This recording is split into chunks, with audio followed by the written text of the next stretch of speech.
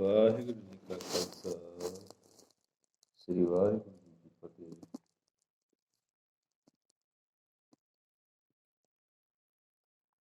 ਪਹਿਲਾਂ ਜੋ ਵੀਡੀਓ ਦੇ ਵਿੱਚ ਦਾਸ ਨੇ ਤੁਹਾਨੂੰ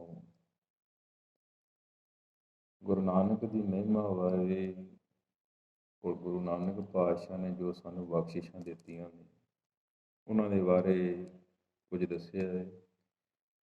ਹੁਣ ਉਸੇ ਤਰ੍ਹਾਂ ਹੀ ਅਸੀਂ ਅੱਜ ਦੀ ਜਿਹੜੀ ਵਿਚਾਰ ਹੈ, ਸਾਡਾ ਜੀਵਨ ਹੈ ਜਿਹੜਾ ਇਹ ਕਿਹੜੇ ਰਾਹ ਪਿਆ ਹੈ, ਇਸ ਨੂੰ ਅਸੀਂ ਕਿਵੇਂ ਚੰਗੇ ਰਾਹ, ਉੱਚੇ ਰਾਹ, ਸੁੱਚੇ ਰਾਹ ਪਾ ਲਾਂਗੇ, ਕਿਵੇਂ ਸਾਡਾ ਜੀਵਨ ਹੈ ਜਿਹੜਾ ਖੁਸ਼ੀਆਂ ਨਾਲ ਭਰ ਜਾਵੇ, ਔਰ ਕਿਵੇਂ ਸਾਡੇ ਕੋਲ ਉਹ ਆਨੰਦ, ਉਹ ਖੇੜਾ ਬਣ ਜਾਵੇ ਜਿਸ ਨਾਲ ਅਸੀਂ ਹਰ ਵਕਤ ਮੌਜ ਵਿੱਚ ਰਹੀਏ। ਇਸ ਦੇ ਲਈ ਸਾਨੂੰ ਆਪਣੇ ਮਨ ਨੂੰ ਸਮਝਣਾ ਪੈਣਾ ਹੈ, ਸਾਨੂੰ ਆਪਣੇ ਆਪ ਨੂੰ ਸਮਝਣਾ ਪੈਣਾ, ਫਿਰ ਜਾ ਕੇ ਗੱਲ ਬਣੇਗੀ। ਅਸੀਂ ਸੰਸਾਰ ਤੋਂ ਕੁਝ ਨਹੀਂ ਲੈਣਾ, ਇਕੱਲਾ ਹੀ ਇਨਸਾਨ ਇਸ ਧਰਤੀ 'ਤੇ ਆਇਆ ਅਤੇ ਇਕੱਲੇ ਨੇ ਹੀ ਜਾਣਾ ਹੈ। ਔਰ ਜ਼ਿੰਮੇਵਾਰੀਆਂ ਸਾਡੀਆਂ ਕੀ ਹੈ? ਜ਼ਿੰਮੇਵਾਰੀਆਂ ਸਾਡੀਆਂ, ਜਿਸ ਘਰ ਵਿੱਚ ਸਾਡਾ ਜਨਮ ਹੋਇਆ ਉਸੇ ਘਰ ਵਿੱਚ ਸਾਡਾ ਕਰਮ ਹੈ, ਧਰਮ। ਔਰ ਸਾਡੇ ਗੁਰੂ ਕੌਣ ਨੇ? ਗੁਰਦੇਵ ਮਾਤਾ, ਗੁਰਦੇਵ ਪਿਤਾ, ਗੁਰਦੇਵ ਸੁਆਮੀ ਪਰਮੇਸ਼ਰ। ਭਾਵ ਕਿ ਸਾਨੂੰ ਜਿਹੜਾ ਜੀਵਨ ਮਿਲਿਆ, ਇਹਦੇ ਜਿਹੜੇ ਅਸਲ ਮਾਇਨੇ ਨੇ ਉਹ ਸਿਰਫ ਸਾਡੇ ਪਰਿਵਾਰ ਦੇ ਨਾਲ ਜੁੜ ਕੇ, ਸਾਡੇ ਪਰਿਵਾਰ ਦੇ ਵਿੱਚ ਖੁਸ਼ੀਆਂ ਪੈਦਾ ਕਰਕੇ, ਆਨੰਦ ਨਾਲ ਜੀਵਨ ਜਿਉਣ ਦੇ ਨੇ। ਹੁਣ ਅਸੀਂ ਵਿਗੜੇ ਕਿਉਂ ਆਏ? ਸਾਡੀ ਜਿਹੜੀ ਸੁਣਨ ਵਾਲੀ ਪ੍ਰੀਤ ਹੈ ਨਾ, ਜਿਹੜੀ ਸਾਨੂੰ ਰਸ ਲੱਗ ਗਏ। ਕਿਉਂ ਲੱਗ ਗਏ? ਕਿਉਂਕਿ ਅਸੀਂ ਸੁਣਿਆ, ਜਿਹੜਾ ਅੱਖਾਂ ਨਾਲ ਜਿਹੜਾ ਵੇਖਿਆ, ਕੰਨਾਂ ਨਾਲ ਜਿਹੜਾ ਸੁਣਿਆ, ਉਹ ਰਸ ਸਾਨੂੰ ਲੱਗ ਗਿਆ। 4 ਪੀੜ੍ਹੀਆਂ ਹੋ ਗਈਆਂ ਸਾਨੂੰ ਗੁਰੂ ਦੇ ਨਾਲੋਂ ਟੁੱਟ ਗਏ। ਗੁਰੂ ਨਾਲੋਂ ਟੁੱਟਿਆ ਸਾਨੂੰ 4 ਪੀੜ੍ਹੀਆਂ ਹੋ ਗਈਆਂ। ਜਿਹੜੇ ਅੱਜ 70 ਸਾਲ 60 ਸਾਲ ਤੋਂ ਉੱਪਰ ਦੇ ਜਿਹੜੇ ਇਨਸਾਨ ਨੇ, ਉਹਨਾਂ ਨੇ ਇਨਸਾਨ ਹੋ ਕੇ ਇਨਸਾਨੀਅਤ ਦੇ ਜਿਹੜੇ ਕਰਮ ਸੀ ਉਹ ਨਿਭਾਏ ਨਹੀਂ। ਕਿਉਂ ਨਹੀਂ ਨਿਭਾਏ? ਕਿਉਂਕਿ ਉਹਨਾਂ ਨੂੰ ਰਸ ਕਲਯੁਗ ਨੇ ਐਸੇ ਦੇ ਦਿੱਤੇ ਸੀ ਕਿ ਉਹ ਆਪਣੇ ਆਪ ਤੋਂ ਵੀ ਗਿਰ ਗਏ। ਕੁੱਲ ਉਸ ਵਕਤ 2-4% ਲੋਕ ਹੀ ਐਸੇ ਸਨ ਜਿਹੜੇ ਗੁਰੂ ਨੂੰ ਗੁਰੂ ਮੰਨਦੇ ਸਨ। ਔਰ ਉਸ ਤੋਂ ਬਾਅਦ ਜੋ ਕੁਝ ਹੋਇਆ ਹੈ, 84 ਤੋਂ ਬਾਅਦ ਜੋ ਕੁਝ ਹੋਇਆ, ਕਿਉਂਕਿ 84 ਤੋਂ ਬਾਅਦ ਜਿਹੜੀ ਪੀੜ੍ਹੀ ਪੈਦਾ ਹੋਈ ਹੈ ਨਾ, ਉਸ ਪੀੜ੍ਹੀ ਦੇ ਅੰਦਰ ਇਨਸਾਨੀਅਤ ਬਹੁਤ ਜ਼ਿਆਦਾ ਹੈ। ਅਤੇ ਜਿਹੜੀ ਗੁਰਮੁਖੋ ਹੁਣ 21ਵੀਂ ਸਦੀ ਦੇ ਵਿੱਚ ਪੀੜ੍ਹੀ ਪੈਦਾ ਹੋਈ ਹੈ, ਉਹ ਤੁਹਾਡੇ ਬੱਚੇ ਨਹੀਂ, ਤੁਹਾਡੇ ਪਿਓ ਜੰਮੇ ਨੇ। ਇਹ ਚੇਤਾ ਕਰ ਲਿਓ।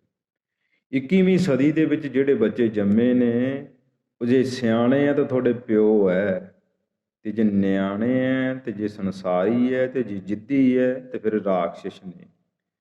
ਹੁਣ ਇਸ ਵਕਤ ਜਾਂ ਤਾਂ ਦੇਵ ਬੁੱਧ ਪੈਦਾ ਹੋਈ ਹੈ ਜਾਂ ਰਾਖਸ਼ ਬੁੱਧ ਪੈਦਾ ਹੋਈ ਹੈ।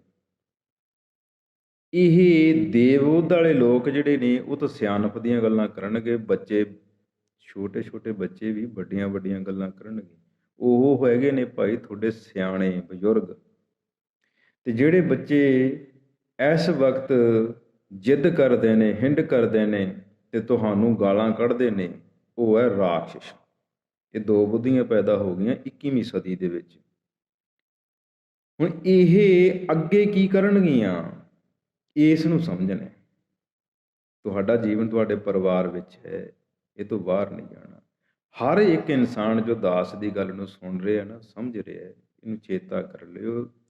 ਤੁਹਾਡਾ ਜੀਵਨ ਜੇ ਦਾਸ ਦੀਆਂ ਗੱਲਾਂ ਸੁਣੋਗੇ, ਵਿਚਾਰੋਗੇ, ਅਮਲ ਕਰੋਗੇ ਅਤੇ ਮੰਨੋਗੇ ਨਾ, ਫਿਰ ਤੇ ਬਾਬੇ ਨਾਨਕ ਦੇ ਰਾਹ ਪੈ ਜਾਓਗੇ। ਅਤੇ ਨਹੀਂ ਭਾਈ, ਤੁਹਾਡਾ ਵਾਲੀ ਕੋਈ ਨਹੀਂ ਦੁਨੀਆ 'ਤੇ, ਕੋਈ ਨਹੀਂ। ਜਿੱਥੇ ਮਰਜ਼ੀ ਆਸ ਲਾ ਲਓ, ਕਿਤੇ ਨਹੀਂ ਇੱਕ ਦਾਸ ਹੈ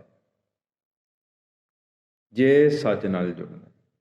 ਕਿਉਂ ਹੈ? ਕਿਉਂਕਿ ਦਾਸ ਦਾ ਜੀਵਨ ਪੜ੍ਹੋਗੇ, ਫਿਰ ਤੁਹਾਨੂੰ ਪਤਾ ਚੱਲੇਗਾ।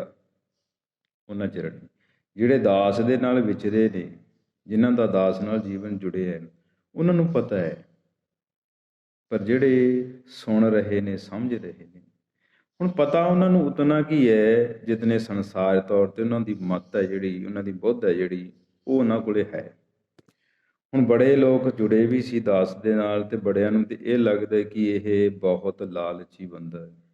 ਕਿਰਤ ਕਰਨਾ ਗੁਨਾਹ ਨਹੀਂ ਹੈਗਾ, ਸਾਡਾ ਜੀਵਨ ਕਿਰਤ ਨਾਲ ਜੁੜਿਆ, ਕਿਰਤ ਕਰੋ ਜਿਹੜੀ ਮਰਜ਼ੀ ਕਰੋ, ਪਰ ਜਿਹੜਾ ਅੰਦਰ ਹੈ ਇਹਨੂੰ ਸੁੱਚਾ ਰੱਖਣਾ, ਸੱਚਾ ਅਤੇ ਸੁੱਚਾ। ਸੱਚਾ ਸੁੱਚਾ ਸਾਡਾ ਜੀਵਨ ਦੱਸਦਾ ਜੇ ਅਸੀਂ ਕਿੱਥੇ ਖੜ੍ਹਦੇ ਹਾਂ, ਕਿੱਥੇ ਬਹਿੰਦੇ ਹਾਂ, ਕੀ ਕਰਦੇ ਹਾਂ, ਕਿਹੜਾ ਰਾਹ ਸਾਡੇ ਕੋਲੇ, ਉਹ ਦੱਸਦਾ ਇਨਸਾਨ ਦਾ ਕਿਰਦਾਰ ਆ ਜਿਹੜਾ, ਉਹ ਦੱਸਦਾ ਇਨਸਾਨ ਕੀ ਹੈ। ਹੁਣ ਵਿਚਾਰਾਂ ਜੁੜਨ ਵਾਲੀਆਂ ਅਤੇ ਸਮਝਣ ਵਾਲੀਆਂ ਸਮਾਂ ਨਹੀਂ, ਸਮਾਂ ਬੜਾ ਸੀਮਤ ਹੈ। ਸਮੇਂ ਦੀ ਸਾਨੂੰ ਬੜੀ ਕਦਰ ਕਰਨੀ ਪੈਣੀ ਹੈ। ਭਾਵ ਹਰ ਵਕਤ ਸਾਨੂੰ ਸੱਚ ਨਾ ਖਿਆਲ ਰੱਖਣਾ ਪੈਣਾ, ਗੁਰੂ ਸਾਡੇ ਕੀ ਕਹਿੰਦੇ ਨੇ ਉਹਨੂੰ ਸਾਨੂੰ ਸਮਝਣਾ ਪੈਣਾ। ਅਸਲ ਸੱਚ ਕੀ ਹੈ, ਇਸ ਤੱਕ ਕੋਈ ਨਹੀਂ ਪਹੁੰਚਿਆ। ਭਗਤ ਪਹੁੰਚਦੇ ਨੇ, ਭਗਤੀ ਕਰਨੀ ਕਿੱਡੀ ਔਖੀ ਹੈ, ਇਸ ਨੂੰ ਸਮਝੋ। ਭਗਤੀ ਉਹ ਹੈ ਗੁਰਮੁਖੋ, ਜੇ ਪਿਓ ਨੇ ਕਹਿ ਦਿੱਤਾ ਹੈ ਕਿ ਆਹ ਕੰਮ ਕਰਨਾ ਹੈ, ਇਹ ਤੋਂ ਬਾਹਰ ਨਹੀਂ ਜਾਣਾ। ਹੁਣ ਸਾਨੂੰ ਰਸ ਲੱਗਿਆ ਸੰਸਾਰ ਦਾ, ਸਾਨੂੰ ਰਸ ਲੱਗਿਆ ਕੋਰਟ ਦਾ, ਸਾਨੂੰ ਰਸ ਲੱਗਿਆ ਮੋਬਾਈਲਾਂ ਵਿੱਚ ਖੱਪ ਜਾਣ ਦਾ, ਅਤੇ ਅਸੀਂ ਪਿਓ ਦੀ ਕਿੰਨੀ ਕੁ ਮੰਨਾਂਗੇ। ਚੇਤਾ ਕਰ ਲਿਓ, ਜਿਹੜੇ ਪੁੱਤ ਇਸ ਵਕਤ ਰਸਾਂ ਦੇ ਵਿੱਚ ਫਸੇ ਹੋਏ ਨੇ, ਉਹ ਆਪਣੇ ਪਿਓ ਦੇ ਕਿੰਨੇ ਕੁ ਆਗਿਆਕਾਰੀ ਦੀ। ਇਹ ਗੁਰੂ ਨਾਨਕ ਪਾਤਸ਼ਾਹ ਨੇ ਜਿਹੜਾ ਸਾਨੂੰ ਸੱਚ ਦਿੱਤਾ ਨਾ, ਉਹ ਸੱਚ ਬਹੁਤ ਵੱਡਾ ਸੱਚ ਹੈ। ਪਰਮਾਤਮਾ ਦੇ ਵਰਗਾ ਹੋਣ ਦਾ ਸਾਨੂੰ ਆਹ ਸਮਾਂ ਮਿਲਿਆ, ਜਿਹੜੀ ਮਨੁੱਖਾ ਦੇਹੀ ਹੈ ਨਾ, ਇਹ ਖੁਦ ਨਿਰੰਕਾਰ ਤੱਕ ਉਹਦਾ ਰੂਪ ਹੋਣ ਤੱਕ ਸਾਨੂੰ ਮਿਲੀ ਹੈ। ਇਹ ਤੋਂ ਬਾਅਦ ਤਾਂ ਫਿਰ ਡੰਗਰਾਂ ਵਾਲਾ ਜੀਵਨ ਹੈ। ਜੇ ਆਹ ਜਨਮ ਗਮਾਇਆ ਹੈ ਨਾ, ਫਿਰ ਭਾਈ ਸਾਡੀ ਕਿਤੇ ਢੋਈ ਨਹੀਂ, ਕਿਤੇ ਢੋਈ ਨਹੀਂ। ਸਭ ਤੋਂ ਥੜਲਾ ਤਲ ਇਹ ਹੈ, 7 ਮੰਡਲ ਨੇ ਨਿਰੰਕਾਰ ਤੱਕ ਪਹੁੰਚਣ ਦੇ, ਔਰ 7ਵਾਂ ਮੰਡਲ ਧਰੂਮ ਭਗਤ ਦਾ ਹੈ। 7 ਮੰਡਲ ਨੇ, ਆਕਾਸ਼ ਨੂੰ ਚੜ੍ਹੀਏ ਨਾ 7 ਮੰਡਲ ਆਉਂਦੇ। ਧਰੂਮ ਭਗਤ ਦਾ ਮੰਡਲ ਨਿਰੰਕਾਰ ਦੇ ਬਿਲਕੁਲ ਕਰੀਬ ਹੈ। ਕਿੱਡੀ ਛੋਟੀ ਅਵਸਥਾ ਸੀ ਅਤੇ ਕਿੱਡੀ ਪ੍ਰਾਪਤੀ ਕੀਤੀ, ਕਦੇ ਚੇਤਾ ਹੈ? ਜੇ ਪੜ੍ਹੋਗੇ, ਜੇ ਵਿਚਾਰੋਗੇ ਅਤੇ ਜੇ ਮੰਨੋਗੇ, ਫਿਰ ਤਾਂ ਇਹ ਸਭ ਕੁਝ ਹੈ। ਸਾਨੂੰ ਸੁਣਨਾ ਭੁੱਲ ਗਿਆ, ਅਤੇ ਜੇ ਅਸੀਂ ਸੁਣਿਆ ਤਾਂ ਕੂੜ ਸੁਣਿਆ, ਸੰਸਾਰ ਨੂੰ ਸੁਣਿਆ। ਇਨਸਾਨ ਨੂੰ ਸੁਣਨਾ, ਇਨਸਾਨ ਦੇ ਅਧੀਨ ਹੋ ਕੇ ਚੱਲਣਾ, ਇਨਸਾਨ ਨੂੰ ਅਮੀਰ ਸਮਝ ਕੇ ਉਹਦੀ ਅਮੀਰੀ ਥੱਲੇ ਲੱਗ ਕੇ ਚੱਲਣਾ, ਇਹ ਸਾਡਾ ਸਭ ਤੋਂ ਮੰਦਭਾਗਾ ਅਤੇ ਸਾਡਾ ਰੁਲਿਆ ਹੋਇਆ ਜੀਵਨ ਹੈ। ਕਿਸੇ ਦੀ ਨਹੀਂ ਮੰਨਣੀ, ਤੁਸੀਂ ਮੰਨਣੀ ਸਿਰਫ ਆਪਣੇ ਅੰਦਰ ਬੈਠਾ ਜਿਹੜਾ ਤੁਹਾਡਾ ਮਨ ਹੈ ਨਾ, ਮਨ, ਉਹਨੂੰ ਸੱਚ ਦੇ ਰਾਹ 'ਤੇ ਪਾ ਕੇ ਉੱਚੀ ਸਰੋਤ ਕਰਕੇ ਜੀਵਨ ਨੂੰ ਚਲਾ ਕੇ ਵੇਖੋ, ਫਿਰ ਤੁਹਾਨੂੰ ਪਤਾ ਲੱਗੂਗਾ ਗਲਤ ਕੀ ਹੈ, ਸਹੀ ਕੀ ਹੈ। ਇਸ ਵਕਤ ਪਿਛਲੇ ਜਿਹੜੇ ਆਹ 21ਵੀਂ ਸਦੀ ਦੇ ਜਿਹੜੇ ਸਾਡੇ ਆਹ 21 ਸਾਲ ਬੀਤ ਰਹੇ ਨਾ, ਇਹਨਾਂ ਦੇ ਵਿੱਚ ਤੁਸੀਂ ਸਿਰਫ ਸਿਸਟਮ ਨੂੰ ਸੁਣ ਲਿਆ। ਸਿਸਟਮ ਕੀ ਹੈ, ਇਹਨੂੰ ਚੇਤਾ ਕੀਤਾ ਕਦੇ?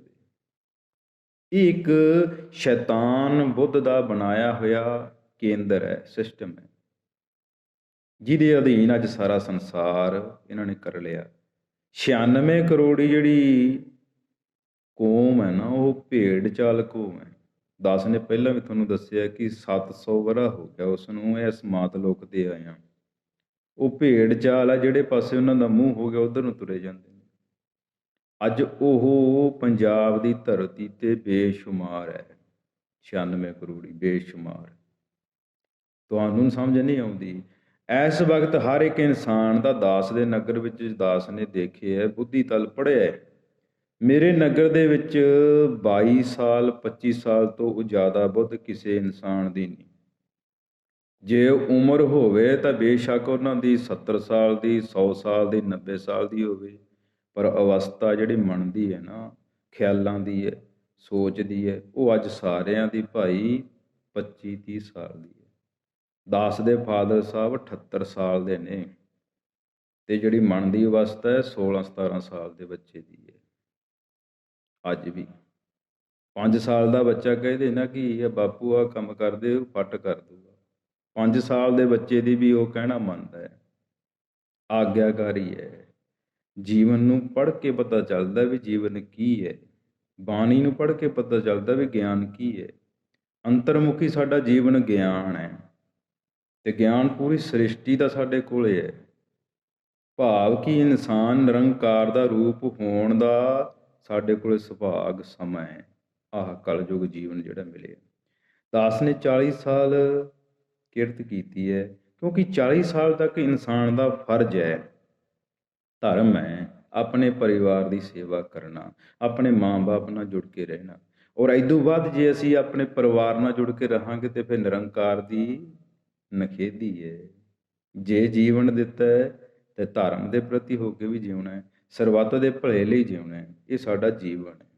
ਜੇ ਅਸੀਂ ਸਰਬੱਤ ਦੇ ਭਲੇ ਲਈ ਜੁੜਾਂਗੇ ਭਾਈ, ਫਿਰ ਤੇ ਸਾਡਾ ਜੀਵਨ ਹੈ ਜਿਹੜਾ ਉਹ ਪਰਮ ਆਨੰਦ 'ਚ ਚਲਿਆ ਜਾਵੇਗਾ। ਐਸ ਜੱਗ 'ਤੇ ਆਇਆ 40 ਸਾਲ ਤੱਕ ਤੈਨੂੰ ਜੋ ਕੁਝ ਮਿਲ ਗਿਆ ਉਹ ਤੇਰੇ ਸੰਸਾਰ ਦੀ ਦੇਣ ਹੈ, ਤੈਨੂੰ ਤੇਰੇ ਜੀਵਨ ਦਾ ਕਿਰਦਾਰ ਸੀ ਤੈਨੂੰ ਦਿੱਤਾ। ਇਹਦੋਂ ਬਾਅਦ ਜੇ ਜੀਵਨ ਜਿਉਣਾ ਤੇ ਨਿਰੰਕਾਰ ਦੀ ਸ਼ਰਨ ਵਿੱਚ ਰਹਿ ਕੇ ਜਿਉ, ਸਰਬੱਤ ਦੇ ਭਲੇ ਲਈ ਜਿਉ। ਜੋ ਕੁਝ ਕਰਨਾ ਹੈ ਉਹਨੂੰ ਸਾਖਸ਼ੀ ਮੰਨ ਕੇ ਕਰੋ। ਜੋ ਕੁਝ ਉਹ ਦੇ ਦੂਗਾ ਇਹਦੋਂ ਬਾਅਦ ਉਹ ਤੁਹਾਡੀ ਵਡਿਆਈ ਹੈ, ਤੁਹਾਡੀ ਕਮਾਈ ਹੈ, ਉਹ ਤੁਹਾਡਾ ਜੀਵਨ ਦਾ ਪਰਮ ਆਨੰਦ ਹੈ। ਇਹਨੂੰ ਮਾਣ ਕੇ ਵੇਖੋ। ਜਿਹੜਾ ਇਨਸਾਨ ਆ ਨਾ ਵੀਰੋ, ਉਹ ਜ਼ਿੰਦਗੀ ਵਿੱਚ ਕਦੇ ਨਹੀਂ ਲੜਦਾ, ਕਦੇ ਵੀ ਨਹੀਂ ਲੜਦਾ। ਦਾਸ ਨੇ ਹਰ ਵਾਰ ਤੁਹਾਨੂੰ ਇਹੀ ਸਮਝਾਇਆ ਹੈ, ਜੇ ਇਨਸਾਨ ਬਣ ਜਾਓਗੇ ਤੇ ਕਦੇ ਕਿਸੇ ਨਾਲ ਲੜੋਗੇ ਨਹੀਂ।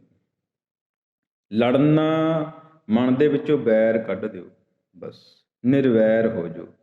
ਬੈਰ ਕੱਢੋਗੇ ਫਿਰ ਤੁਹਾਡੀ ਬੁੱਧ ਜਾਗੋਗੇ, ਨਹੀਂ ਜਾਗਦੀ ਨਹੀਂ। ਬਹੁਤ ਇਹ ਇਨਸਾਨੀਅਤ ਦਾ ਜਿਹੜਾ ਆਖਰੀ ਪੜਾਅ ਹੈ ਭਾਈ ਤੁਹਾਡਾ, ਇਨਸਾਨੀਅਤ ਦਾ। ਇਹ ਤੋਂ ਬਾਅਦ ਡੰਗਰ ਹੋ ਸਾਰੇ। ਜੇ ਜਾਗ ਜਾਓਗੇ ਫਿਰ ਤੇ ਬ੍ਰਹਮ ਨੂੰ ਚਲੇ ਜਾਓਗੇ। ਜੇ ਰਾਹ ਛੱਡ ਦਿਓਗੇ, ਸਿਆਸਤਾਂ ਦਾ ਰਾਹ ਛੱਡ ਕੇ, ਮਾਇਆ ਦਾ ਰਾਹ ਛੱਡ ਕੇ ਇਨਸਾਨੀਅਤ ਅਪਣਾ ਲਓਗੇ, ਪਰਾਈਆਂ ਮਾਵਾਂ ਧੀਆਂ ਭੈਣਾਂ ਜਾਣੋਗੇ ਤੇ ਸਨਮਾਨ ਕਰੋਗੇ, ਪਿੰਡ ਦੇ ਰਿਸ਼ਤੇ, ਪਿੰਡ ਦਾ ਭਾਈਚਾਰਾ ਕਾਇਮ ਕਰੋਗੇ, ਫਿਰ ਤੇ ਜੀਵਨ ਹੈ। ਤੇ ਨਹੀਂ ਭਾਈ ਫਿਰ ਤੁਸੀਂ ਗੁਲਾਮੀਆਂ ਦੇ ਕੇਂਦਰ 'ਚ ਫਸ ਗਏ। ਜਿਹੜੇ ਵਿਦੇਸ਼ ਨੇ ਉਹ ਸਾਰੇ ਗਰਕੇ ਹੋਏ ਨੇ, ਇਨਸਾਨੀਅਤ ਉੱਥੇ ਹੈ ਨਹੀਂ। ਉੱਥੇ ਸਿਰਫ ਰੂਲ ਨੇ, ਸਿਸਟਮ ਹੈ, ਅਤੇ ਸਿਸਟਮ ਰੂਲ ਇਨਸਾਨੀਅਤ ਨੂੰ ਗੁਲਾਮ ਕਰਦਾ ਹੈ। ਗੁਲਾਮੀਆਂ ਹੀ ਆ ਭਾਈ ਸਾਰੇ ਕਿਤੇ। ਤੁਹਾਨੂੰ ਦਾਸ ਨੇ ਬਾਰ-ਬਾਰ ਇਹੀ ਸਮਝਾਇਆ ਵੀ ਇੱਕ ਦਿਨ ਵਾਲਾ ਦਿਹਾੜੀਆ, ਮਹੀਨੇ ਵਾਲਾ ਪਾਲੀ ਅਤੇ ਸਾਲ ਵਾਲਾ ਸ਼ੇਰੀ। ਅਤੇ ਸਾਲ ਵਾਲਾ ਸ਼ੇਰੀ ਹੁੰਦਾ ਅਤੇ ਉਦੋਂ ਬਾਅਦ ਜੇ ਸਾਰੀ ਜ਼ਿੰਦਗੀ ਜੇ ਕੋਈ ਬੰਦਾ ਕਿਸੇ ਦੇ ਅਧੀਨ ਲੱਗ ਜਾਵੇ ਨਾ, ਉਹਨੂੰ ਨੌਕਰ ਕਹਿੰਦੇ ਨੇ, ਨੌਕਰ। ਅਤੇ ਉਹ ਹੁੰਦੀ ਹੈ ਨੌਕਰੀ। ਅੱਜ ਤੁਸੀਂ ਨੌਕਰ ਬਣ ਕੇ ਨੌਕਰੀਆਂ ਕਰੀ ਜਾਂਦੇ ਹੋ। ਕਿਉਂ ਕਰਦੇ ਹੋ? ਕਿਉਂਕਿ ਵਿਦੇਸ਼ੀ ਬੋਲੀ ਪੜ੍ਹੀ ਹੈ, ਵਿਦੇਸ਼ੀ ਸਿਸਟਮ ਪੜ੍ਹਦੇ ਆ, ਸਾਰਾ ਕੁਝ ਵਿਦੇਸ਼ ਦਾ ਹੋ ਗਿਆ। ਤੁਹਾਨੂੰ ਨੌਕਰੀਆਂ ਦੇ ਅਦਾਰੇ ਦਿੰਦੇ ਨੇ, ਨੌਕਰੀਆਂ ਹੀ ਤੁਸੀਂ ਮੰਗਦੇ ਹੋ। ਕਿਤੇ ਰਾਜੇ ਬਣ ਕੇ ਦੇਖੇ, ਕਿਤੇ ਕਿਹਾ ਵੀ ਸਾਨੂੰ ਇਹ ਜਿਹੜੀ ਸਿਰ 'ਤੇ ਦਸਤਾਰ ਦਿੱਤੀ ਹੈ ਪੂਰੀ ਦੁਨੀਆ ਦਾ ਛਤਰ ਹੈ, ਵਰਲਡ ਦਾ, ਪ੍ਰਿਥਵੀ ਦਾ, ਇਹ ਬਾਬੇ ਨਾਨਕ ਨੇ ਤੁਹਾਨੂੰ ਦਿੱਤਾ ਹੈ, ਅਤੇ ਤੁਸੀਂ ਫਿਰ ਵੀ ਨੌਕਰੀ। ਸਮਾਂ ਨਹੀਂ ਇਜਾਜ਼ਤ ਦਿੰਦਾ। ਸਮਾਂ ਜਿਤਨਾ ਉਹਦੇ ਸੀਮਤ ਰਹਿ ਕੇ ਚੱਲਣਾ ਪੈਂਦਾ। ਇਤਨੀ ਹਾਜ਼ਰੀ ਪ੍ਰਵਾਨ। ਵਾਹਿਗੁਰੂ ਜੀ ਕਾ ਖਾਲਸਾ, ਵਾਹਿਗੁਰੂ ਜੀ ਕੀ ਫਤਿਹ।